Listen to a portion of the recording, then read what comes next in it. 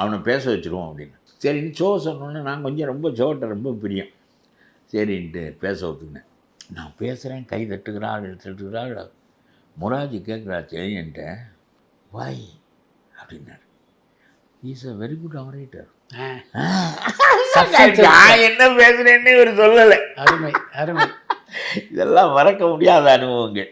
அதனால் அவன் அதான் கை தட்டுறாங்க. ஓஹோ, நல்ல ஆரேட்டருக்கு கை தட்டுவார்கள் என்று அவர் அமைதி எழுதி விட்டார். ஆக அந்த சிலோன் பிரச்சனையும் போய் சேரவில்லை. ஆனால் சில மேடையில் அவர் ஜெயவர்தனா இஸ் மை ஃப்ரெண்ட் அப்படின்னு சொல்லிட்டு, தேசியம் என்பது disintegration of a country cannot be allowed at any rate அப்படின்ட்டார். ஆக நான் சொன்னதுக்கு நேர்மாறாக ஊனிட்டார், அது வேறு.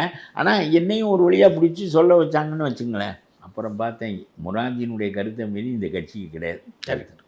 அதனால் நான் அங்கேருந்து வர வேண்டிய சூழ்நிலை உங்களுக்கு வந்துருச்சு. நான் அந்த கட்சியை விட்டு வெளியே வந்ததுக்கு இவன்லாம் யோசிக்கணும். ஒரு தேசிய கட்சியில் வளர்ந்தவன், காந்திய தலைவனாக அன்றிலிருந்து இன்றைக்கு வரையும், நான் மறிக்கின்ற வரையும் அவன் தான் தலைவன் எனக்குன்னு வச்சுங்களேன்.